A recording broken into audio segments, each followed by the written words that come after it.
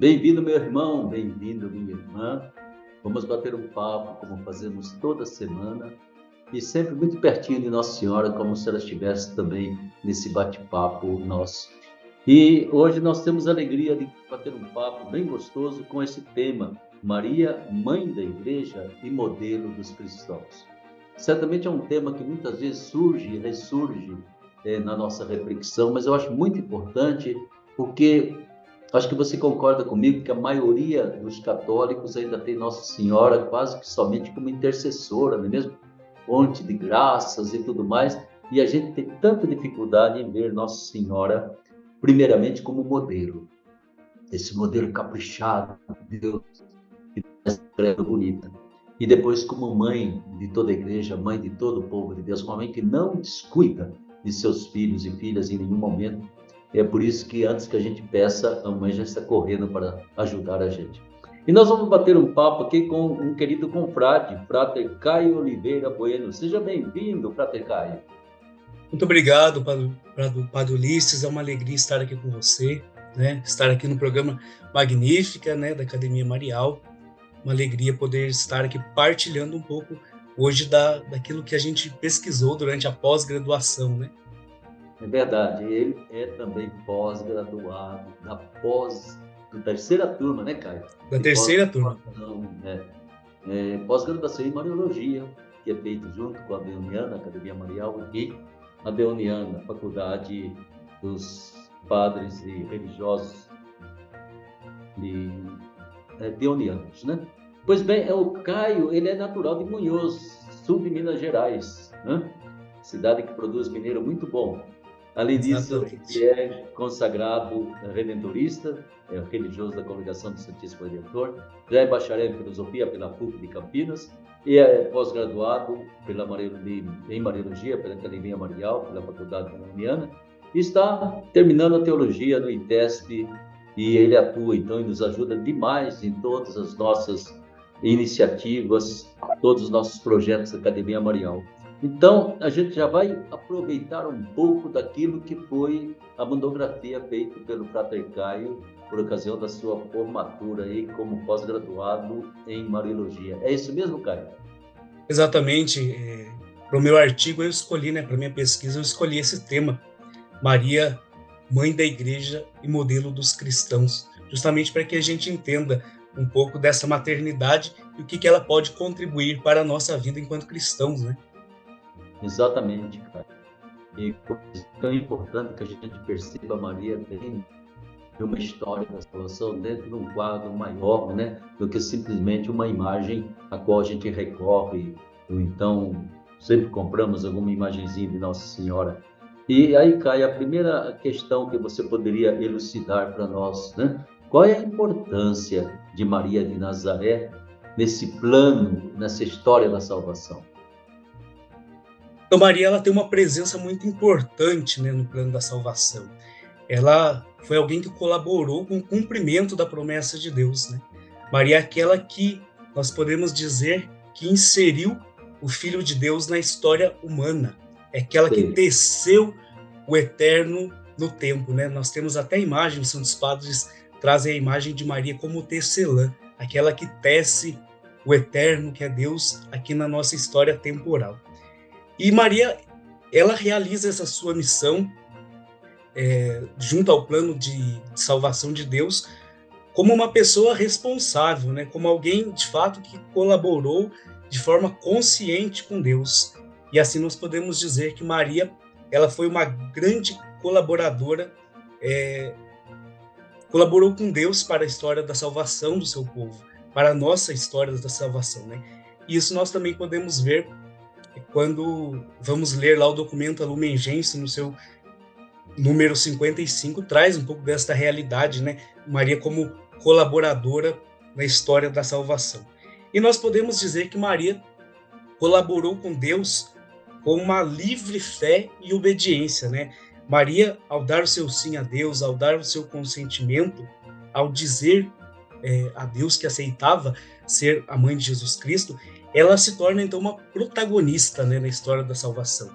Ela não assume a sua maternidade de uma forma muito passiva, como a gente está às vezes, muito acostumado a dizer, né? Uma eis aqui a escrava, uma submissa. Não, mas ela se coloca como alguém que está ali, de fato, ajudando Deus realizar esse plano, concretizar este plano de salvação em Sim, nosso meio, né? Então, ao dizer seu sim, Maria se coloca numa atitude de serviço e de uma certa sim. responsabilidade diante desse plano Aham. de salvação. Acho que é importante, né, Caio, a gente ter muito consciente que, é, apesar de sempre imaginar a Nossa Senhora, até a Imaculada Conceição ajuda a fazer isso, como uma pessoa santa, parece que já veio antes do tempo, né? Mas que ela teve liberdade total, né, para assumir essa convocação de Deus, né? Não foi simplesmente que você falou, já concedi tanta graça a você, você vai ter que colaborar, não tem por onde, não. É alguém que livremente deu a sua resposta a Deus, né?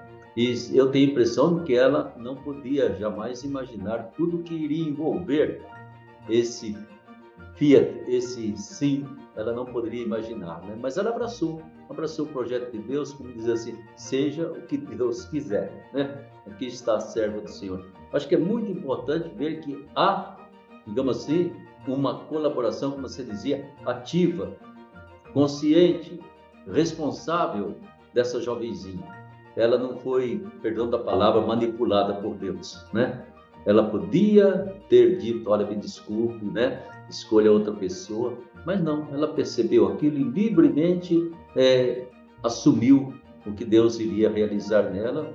E o mais bonito é que ela assumiu, digamos assim, para valer, né? Não foi por um dia, nem por uma semana, foi para a vida toda. Mais ou menos como Deus pede de cada vocação que Ele concede ao ser humano, assim Ele pediu de Maria. Talvez é exatamente nesse ponto que ela já de imediato ela serve de modelo para a gente, tá sempre tentando responder a Deus na vocação religiosa, na vocação ministerial, na vocação familiar, né? É alguma coisa em que ela se coloca já como exemplo, como modelo, né? E aí dentro desse plano de salvação de Deus, dentro dessa história de salvação de Deus, né? Eu sempre digo que Deus foi muito pedagógico, né? Ele é o supra-sumo da pedagogia, né? Ele não chega, desaba uma tempestade em cima da gente. Ele vai como se fosse uma mãe educando a criança, ele vai acompanhando para que aquela criança tenha depois a coragem e a responsabilidade de dar a sua resposta, né? Como você vê tudo isso nessa pequena figura de Maria de Nazaré, 14, 15 anos de idade, jovenzinha demais, né? E de repente ela, como você disse, tornou-se protagonista, né? Não foi que ela recebeu uma graça apenas, ela recebeu uma missão de um tamanho imenso e continua Exa cumprindo até hoje. Exatamente. Nesse sentido de modelo, Padre Ulisses, nós podemos dizer que Maria também tinha consciência dessa promessa, né? Sim, Vale lembrar que ela, sendo judia, ela sabia da promessa, né, messiânica, ela sabia que o Salvador viria, né? Então ela acolhe, primeiramente, essa promessa em seu coração e, diante do anjo, ela acolhe o próprio Jesus em seu ventre, né? Então, diante desta consciência de que Deus iria realizar um plano de salvação, é que ela dá seu sim, né? Ela se vê ali agora como alguém que pode de fato colaborar com Deus, né? Que é alguém que pode de fato ajudar com que essa salvação aconteça, né? E ela é modelo justamente por conta disso, porque nós ainda podemos fazer com que a salvação aconteça na vida de tantas e tantas pessoas, né? certamente, né? Eu acho que esse papel de colaboradora de Maria Santíssima, né, é um modelo exatamente para quem quer ser discípulo missionário de Jesus Cristo, é exatamente colaborar, né? É ficar ao lado, andar junto, caminharem junto e ao mesmo tempo ver que o mundo ainda não entrou no caminho verdade e vida, né? Ainda vão gerações, talvez, para que possa acontecer. E aí então entra essa dimensão que você tratou no seu trabalho, não é mesmo? Maria no mistério de Cristo e da Igreja. O que você teria a nos dizer, Caio, sobre essa presença ou essa, digamos assim, colaboração de Maria no mistério de Cristo e da Igreja? Está tudo muito interligado, né? Essa colaboração de Maria, de fato, já entra nesse aspecto do mistério de Cristo da Igreja. Mas eu ressalto que foi o Concílio Vaticano II que fez com que percebêssemos Maria inserida nesse mistério de Cristo e da Igreja, que Maria não atua sozinha, né? Como o senhor bem disse, ela não é deusa, né? Maria é uma mulher humana, teve ali viveu num tempo, numa sociedade, numa realidade, e tudo que ela pode fazer é pela graça de Deus, né? Então Maria, sendo preservada do pecado, ela foi a primeira redimida. Então a gente já percebe aí que ela está inserida de forma total no mistério de Cristo, né? Esse mistério pascal que salva, que redime, né? A sua Imaculada Conceição, né, a preservação do pecado, foi em vista da sua maternidade, foi em vista de Cristo. Então, Maria não tem superpoderes, mas ela recebe uma graça de Deus, tendo em vista uma missão maior, que não se encerra na sua pessoa, mas sim em Cristo, né? Sim na nossa salvação. Então, quando nós, na igreja, na liturgia, celebramos uma festa, uma memória, uma solenidade mariana, nós não estamos exaltando a pessoa de Maria, né? Mas sim nós estamos voltando o nosso olhar, nosso coração para o mistério pascal, esse mistério que se realizou em Maria, né? Maria, enquanto alguém que é celebrada no mistério de Cristo, nós podemos olhar para ela com esperança, né? Esperança de que se realize em nós o que foi realizado nela, né? Como o senhor disse, a Imaculada Conceição pode nos trazer esta realidade, né? Olhar Maria sem pecado, porque ela através da graça de Deus, ela foi concebida sem pecado. Mas nós, através do nosso batismo, recebemos, então, a libertação do nosso pecado original, né? Então, nós somos imaculados, podemos ser imaculados pelo batismo. Então, aquilo que foi realizado em Maria pode se realizar em nós pela graça de Deus, né? Então, compreender que Maria está inserida, de fato, no mistério de Cristo, ela foi alguém alcançada pela redenção, alguém alcançada por este mistério, e enquanto alguém que está inserida também no mistério da Igreja, é alguém que nós podemos olhar com esperança, porque o que se realizou nela pode também se realizar em cada um de nós. Exatamente, né? Eu acho que eu sempre digo que Nossa Senhora é a obra-prima da copiosa redenção, né? Ou seja, aquilo que Deus vai tentando nos levar livremente a ir assumindo em nossa fé, principalmente essa opção pelo amor, pelo caminho do amor, custe o que custar, ainda que custe a cruz, né? A Maria deixou acontecer nela plenamente. Ela assumiu esse mistério do amor, ou seja, Deus a amou e ela se deixou amar, né? E talvez seja grande, nesse ponto que eu vejo Maria como um grande modelo, e é nesse ponto que eu vejo que ela é intercessora, porque para nós é tão difícil a gente se deixar amar, e mais ainda, a gente amar sem reticências, sem condições, sabe? Sem apelações e principalmente sem desanimar nunca. Eu acho que é uma penetração muito profunda na alma da gente quando eu percebo, eu sou amado por Deus, né? E esse amor ninguém consegue tirar. Todos os outros amores são relativos, podem me decepcionar, né? Esse Deus me amou e selou esse amor com o seu sangue, né? Provou esse amor com o seu sangue. Então, Nossa Senhora, que eu digo, a primeira redimida, né? A primeira que se deixou amar por Deus plenamente, e faça de mim o que lhe aprouver, e pronto, né? E nesse sentido, então, quando a gente olha, Caio, a forma como, eu digo assim, Maria discípula missionária, ela tem mantido a fé do nosso povo exatamente através da devoção, da piedade, né? Não há uma presença de bispos e padres na vida da maior parte do nosso povo, né? O contato é um contato assim, passageiro quase sempre, vem Aparecida, faz alguma coisa, ou lá na sua paróquia, na sua capela, aquele contato, né? No entanto, a devoção a Maria é contínua, né? Eu acho que o bom católico não passa um dia sem dizer uma Ave Maria, né? Aquele contato que é principalmente afetivo, né? Ela mantém essa dimensão afetiva da nossa fé e nos ajuda a viver a igreja. Então, eu tenho a impressão que aí você fala daquilo que é chamado a maternidade eclesial de Maria. Como que a gente entende essa maternidade? Isso também foi uma perspectiva minha, que o senhor fala agora, né, de perceber esse carinho que o povo tem por Maria, né?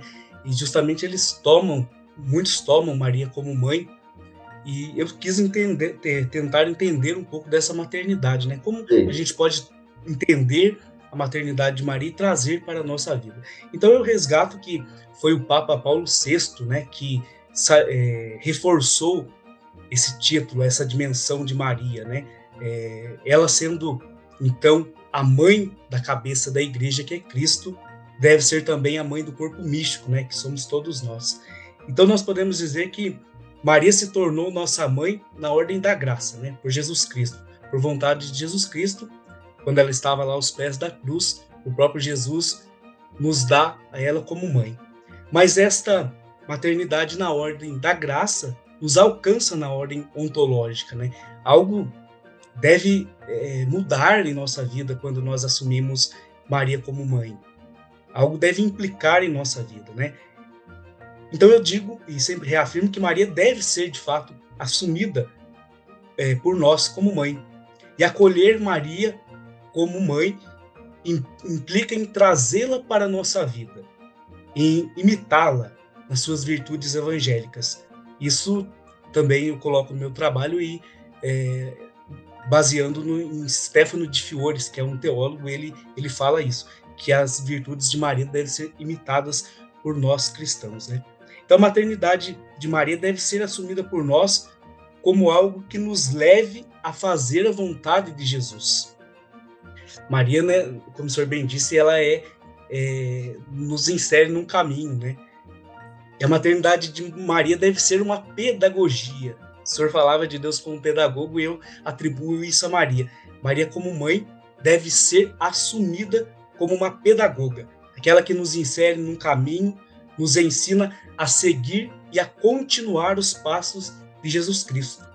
Então, Maria deve ser um modelo de seguimento para nós.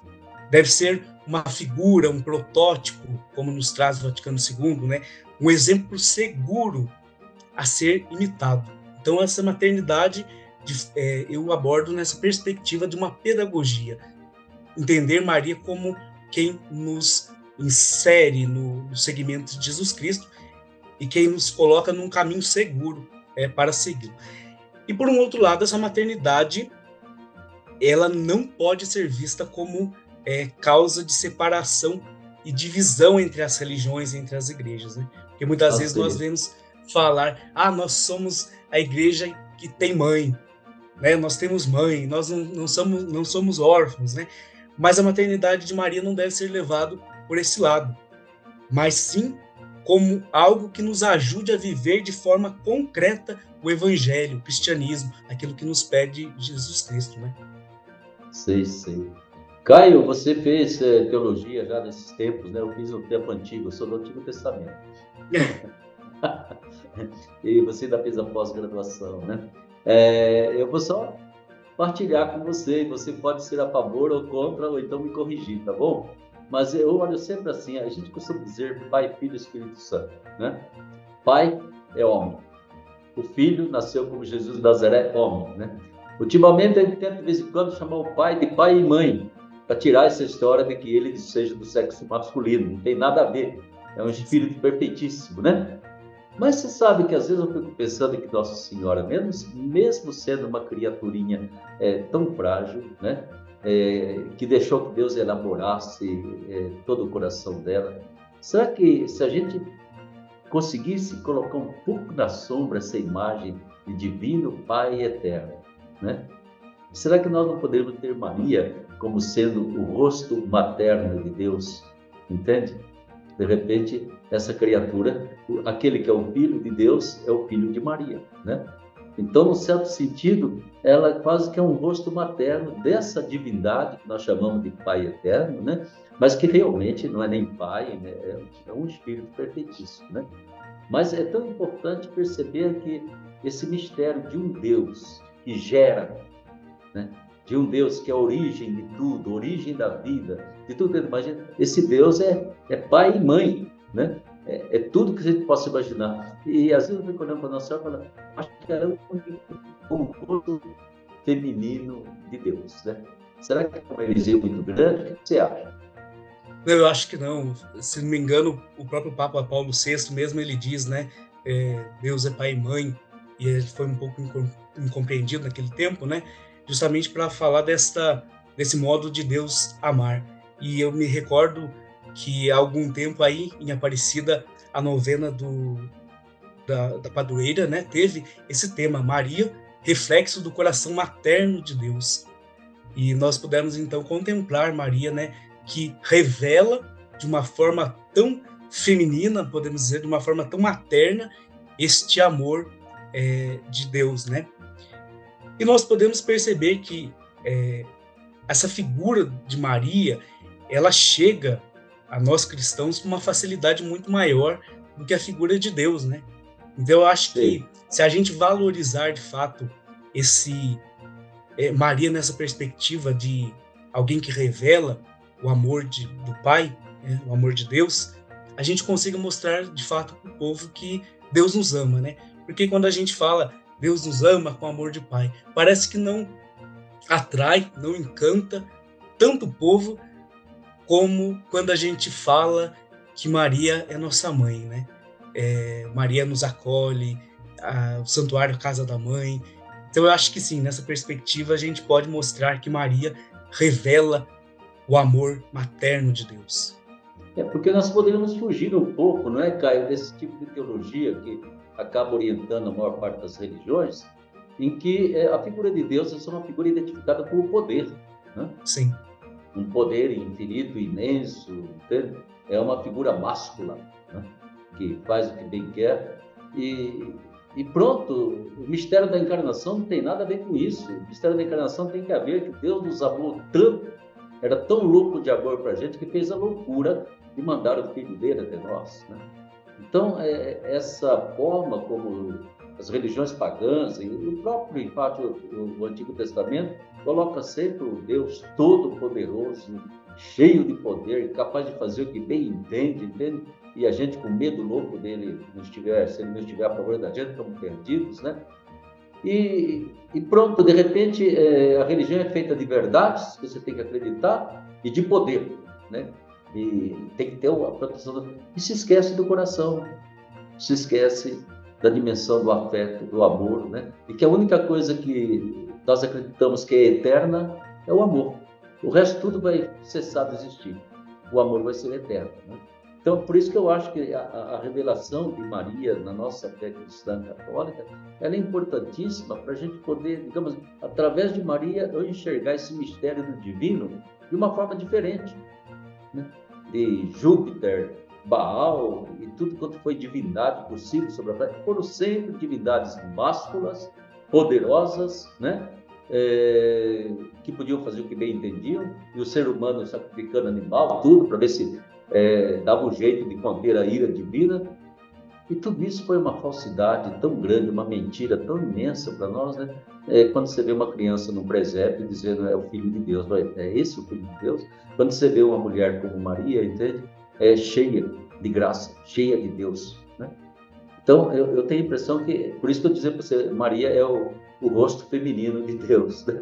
Para dizer, olha, esse Deus que vocês têm na cabeça, sentado num trono, nunca existiu, nunca vai existir, né? Mas um Deus dentro do seu coração, ele sempre existiu e sempre vai existir. Então, eu vejo assim, essa figura eclesial de Maria, que no fundo o Papa diz, é a figura da igreja. A igreja devia ser mãe, né?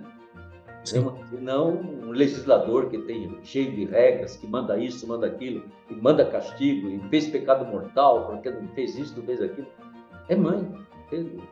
Eu acho que isso é muito importante. Outro dia, uma mãe muito preocupada com o filho, achando que o meu filho acho que vai para o inferno, por causa não o comportamento dele, mas por causa da fé que ele não possuía. Me deu a inspiração, eu perguntei, a senhora mandaria seu filho para o inferno? Ela falou, eu não mandaria. E a senhora acha que a senhora é melhor do que Deus? Se a senhora não ia fazer isso, Deus nunca vai fazer uma coisa dessa, entende? Então são certas coisas que a gente ainda tem que, eu acho que elaborar, né? E aí entra, não sei se concorda, entra a figura de Maria, entende? sim. essa figura é importante, é fundamental. E se não conseguimos ter uma unidade de cristãos, é porque, de repente, a gente jogou fora essa imagem, entende? Ou não levou a sério, ou pegou Maria apenas como uma virgem poderosíssima, com a coroa na cabeça. Ela não é, ela é mulher de cozinha, mulher que está sentada ali com a gente à beira da cama, né? Digamos assim, preparando a mamadeira, muitas vezes que a gente necessita. Eu acho que nesse sentido também ela deveria ser um modelo para os cristãos, como você coloca no teu TCC, né? Um modelo para os cristãos, acho que é um modelo de afetividade, de amor, né? De carinho, e o Papa usa uma palavra bonita, de ternura, onde não há ternura, a fé é absolutamente dispensável. Não é preciso ter fé em nada se não houver ternura no coração da gente. De fato, Maria deve ser assumida por nós como modelo, né? O documento Lumen Gentium traz muito isso, né? Sim. Primeiro, modelo de seguimento a Jesus Cristo, né? Maria foi alguém que viveu a sua fé, fez um processo de discernimento diante da vontade de Deus, né? Ela cresceu na fé, né? E assim nós podemos entender que ela, nessa perspectiva, né, foi uma perfeita discípula de Jesus Cristo, né? Perfeita discípula e missionária do Reino de Deus. Então, pelo seu seguimento a Cristo, por se colocar à disposição da obra de redenção, podemos dizer que Maria é modelo de como ser cristão, né? Então, o que Maria é, nós somos chamados a ser. E nós podemos ser, né, de fato, pela graça de Deus, como eu já mencionei, né? E recordo no meu trabalho que o documento de Aparecida nos diz que Maria é a grande missionária. Assim, em Maria nós encontramos o modelo para sermos missionários, né? Discípulos missionários de Jesus Cristo. Maria é um modelo seguro para nós, né? Também ressalto que Maria, indo apressadamente à casa de Isabel, nos dá o exemplo para vivermos uma igreja em saída, uma igreja em permanente estado de missão, como nos pede o Papa Francisco, né? Então, nós, enquanto igreja, devemos viver com um jeito mariano de agir, né? Agir, evangelizar a partir de uma perspectiva mariana, né? As virtudes que Maria viveu, então, devem ir fazendo parte da nossa vida, da nossa história, né? Ela é um modelo seguro, mas é um modelo que deve ser colocado em prática, né? Exatamente, né? Então, coloca-se para nós tudo aquilo que é proposto para a caminhada da igreja, para a caminhada do cristão, é um caminho que Maria já fez. Deu certo, é válido, funciona. Exatamente. E ela deixou santificar, né? Nesse sentido, eu acho muito bonito olhar Maria como essa obra-prima de Deus, né? Como se Deus fosse um escultor ou um pintor, e de repente ele fez um ser humano assim tão bonito como é a mãe de Jesus, né? E que não é para ser contemplada, né? Perdão da palavra, Maria é para ser usada. Sim, sim. A gente tem que recorrer a ela o tempo todo, está aí perturbando, para que ela nos ajude a acertar esse caminho do Filho também. Tá ok, Caio, nós já estamos chegando no final aqui do nosso bate-papo, viu? O que mais que você gostaria de nos dizer, assim, que você ressalta, sublinha do seu TCC ou da sua devoção mesmo, pessoal, Nossa Senhora? Eu acho que o senhor falava, né, desse Deus amor, né? A gente percebe, enquanto redentorista, a falta que faz anunciar esse amor, né? Parece que Deus é muito mais aceito hoje em dia como alguém que vai nos punir, como alguém que vai nos castigar, do que esse Deus amor que vem até nós por amor, né? Esse Deus que nós contemplamos no presépio, né? E talvez muitas linhas, né, da nossa igreja hoje em dia estão ainda pregando esse Deus que castiga, esse Deus que não perdoa, né? E Santo Afonso, ele já naquele tempo foi por uma outra perspectiva, né, mostrando que Deus nos ama, que Deus nos perdoa. E o sonho é que, de fato, Maria nos ensine, né, a perceber este amor de Deus que ela trouxe em sua vida e que ela traz para cada um de nós, né, para que o mundo perceba de fato que Deus é amor, e este amor, ele perdoa, ele quer que a gente tenha uma vida sempre melhor, né? E que a gente aprenda com Maria, então, definitivamente, a não invocá-la para poder vencer o outro, derrotar o outro, como os cristãos faziam no passado, né? Exatamente. Onde existe divisão, onde existe o ódio, onde existe briga pelo poder, não é aí que está Maria intercedendo por nós, né? Pode interceder pela nossa saúde espiritual, saúde física, pode interceder por nossa família, mas nunca pedir a derrota do outro, entende? Ou então o direito de fazer mal a alguém, como se a gente fosse o braço de Deus para castigar alguém.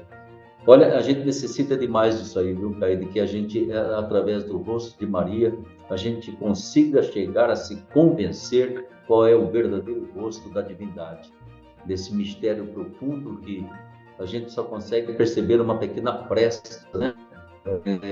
A teologia não passa de um balbuciar sobre Deus, que a gente é como criança que está aprendendo a falar ainda. Mas é tão importante que Nossa Senhora entendeu, compreendeu, abraçou, cumpriu, fez tudo com amor e continua fazendo. Caio, muito obrigado pela sua partilha, viu? Tudo de bom para você, viu? Continue ligadinho aí à nossa Academia Marial, sempre, tá bom? Eu que agradeço, muito obrigado por essa oportunidade e pode deixar, precisando é só contar. Tá bom, muito obrigado, um grande abraço a você. E para você, meu irmão, minha irmã, que está nos seguindo aí neste Magnífica, né? Tudo isso é para provocar um pouquinho a sua reflexão. Aproveite, viu? Você não precisa estar de acordo, mas não deixe de refletir, não deixe de rezar e não deixe de aprofundar, né? Nunca fique no raso da piscina da fé. Procure mergulhar lá fundo, vai ter muita maravilha para você contemplar. Um abraço, uma grande bênção de Nossa Senhora e que sua vida seja também um grande magnífico. Fique com Deus e com a bênção de Nossa Senhora Aparecida.